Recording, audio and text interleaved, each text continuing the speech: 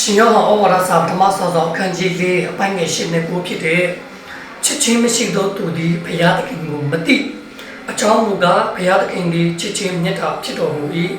ဒါတော်အပြင်ငါတို့သည်အသက်ရှင်စေခြင်းကဘုရားသခင်သည်တပါးသည်သောသားတော်ကိုဤလောကသို့ဆေလွတ်တော်မူသောအရာ၌ငါတို့ကိုချစ်တော်မူသောမြတ်တာတော်သည်ထင်ရှားလျက်ရှိ၏အာမင်ဘုရားသခင်ကချစ်ချင်းမြတ်တာရှင်ဖြစ်တယ်အာမင်ဘာအဖြစ်သိနိုင်တယ်လဲဆိုတော့ယေရှုခရစ်တော်အဖြစ်ကျွန်တော်တို့သိနိုင်တာဖြစ်တယ်အာမင်ယေရှုခရစ်တော်ကအင်မတန်ကိုသက်ရှင်သောသားတော်ဖြစ်တယ်မနေ့ယနေ့နောင်ကာလဘယ်တော့မှပြောင်းလဲခြင်းမရှိဘဲနဲ့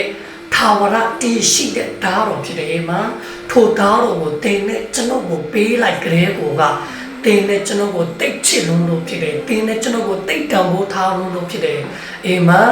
အာမင်နောက်ဆုံးအနေနဲ့ချမ်းသာတဲ့ဘက်ဖတ်ခြင်းနဲ့ရှင်ယောဟန်ဩဝါဒစာပထမဆောစောအခန်းကြီး၄အပိုက်ငယ်16ဖြစ်တဲ့ဘုရားသခင်သည်ငါတို့ကိုချစ်တော်မူခြင်းမြတ်တာတော်ကိုငါတို့သည်တည်၍ယုံကြည်ကြ၏ဘုရားသခင်သည်ချစ်ခြင်းမြတ်တာဖြစ်တော်မူ၏ချစ်ခြင်းမြတ်တာ၌တည်တော်သူသည်ဘုရားသခင်၌တည်၏ဘုရားသခင်သည်လည်းထိုသူ၌တည်၏အာမင်အာမင်ချစ်ခြင်းမြတ်တာ၌တည်တော်သူကားတဲ့ဘုရားသခင်၌တည်တယ်တဲ့ဘုရားသခင်ကလည်းတဲ့ထိုသူ၌တည်တယ်တဲ့အာမင်အစကကျွန်တော်ပြောခဲ့ပြီဘုရားသခင်ကချစ်ချင်းမြတ်တာအရှင်ဖြစ်တယ်ဆိုတော့ဘာနဲ့ပြောခဲ့လဲဆိုတော့ဒါတော်ယေရှုခရစ်တော်အားဖြင့်ပြောခဲ့ပြီဖြစ်တယ်အာမင်ထို့အတွက်ကြောင့်ဒါတော်၌တည်တော်သူကဘုရားသခင်၌တည်တယ်ဘုရားသခင်ကလည်းထိုသူ၌တည်ရဖြစ်တယ်အာမင်ထို့အတွက်ကြောင့်သင်နဲ့ကျွန်တော်ကသူ့ရဲ့ထိုဘုရားရဲ့တပါးတည်းသောသားတော်ယေရှုခရစ်တော်ကိုယုံကြည်လက်ခံလိုက်တဲ့အခါမှာသင်နဲ့ကျွန်တော်ကအင်မတန်ကိုသက်ရှင်တော်သူဖြစ်သွားတာဖြစ်တယ်အာမင်မနေ့ကနေ့နောက်ကာလဘယ်တော့မှပြောင်းလဲခြင်းမရှိဘဲနဲ့ထာဝရအသက်ရှင်တော်သူတွေဖြစ်သွားပြီဖြစ်တယ်အာမင်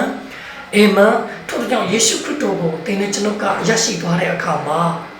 သင်နဲ့ကျွန်တော်ကတမလို့အတွက်ပူဇော်မလို့တော့ဘူးအာမင်ဘာလို့လဲသင်နဲ့ကျွန်တော်ကထာဝရအသက်ရှင်ရမယ့်သူဖြစ်လို့ဖြစ်တယ်အာမင်